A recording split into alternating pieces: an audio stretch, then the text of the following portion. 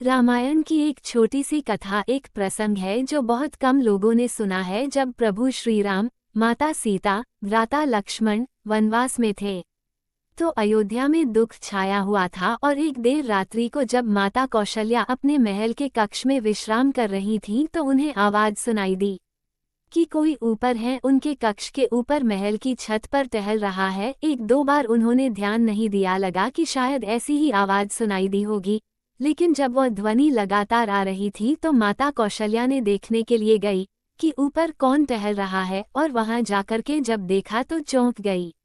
वहां श्रुतकीर्ति जी टहल रही थी, जो कि सबसे छोटे भाई शत्रुघ्न जी की पत्नी थी। माता कौशल्या ने पूछा कि सब ठीक तो है, परेशान तो नहीं हो?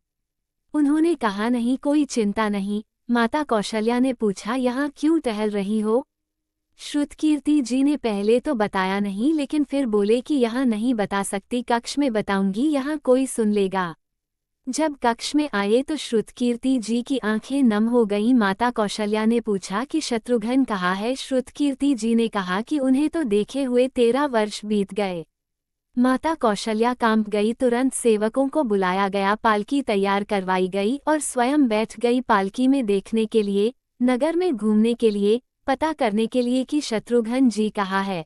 पूरे नगर को खोज लिया लेकिन मिले नहीं। अंत में वो जो प्रवेश द्वार था अयोध्या का, जिसके उस पार भरत जी रहते थे, नंदीग्राम में, उस द्वार के इस तरफ अंदर की तरफ भीतर एक चट्टान रखी थी, जहां एक युवक जो है उस चट्टान का सिरहाना बना करके लेटा हुआ था।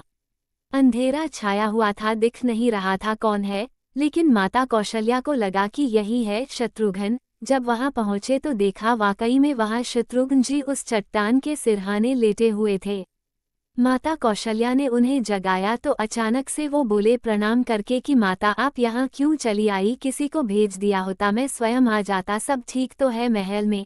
माता कौशल्या ने कहा सब ठीक है, लेकिन तुम यहाँ क्या कर रहे? शत्रुघ्न जी चरणों में प्रणाम करके आंखें नम करके बोले कि मेरे पिताजी स्वर्ग सिधार गए, बड़े भैया वनवास में हैं, भाभी यानी कि मेरी माता वनवास में है, भ्राता लक्ष्मण वनवास में, और यहाँ तक कि भ्राता भरत भी सब कुछ त्याग करके कुटिया बना करके नंदीग्राम में है।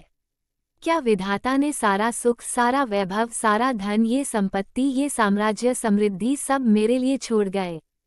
क्या ये महल सिर्फ मुझे जो है यहाँ रहने के लिए भेजा गया है? क्या ये महल सिर्फ मेरा है? जब मेरे परिवार के सदस्य सब त्याग करके वन में है तो मैं ये सुख कैसे भोग सकता हूँ? मुझे महल में क्षण भी नींद नहीं आती, वहाँ रुका नहीं जाता। माता में तो प्रति रात्रि हर रात्रि को यहाँ आता हूँ। यही चट्टान में अपने प्रभु की भक्ति करते हुए मुझे थोड़ी सी नींद आ जाती। मुझसे महल में रुका नहीं जाता, मुझे वो महल सुहाता नहीं है।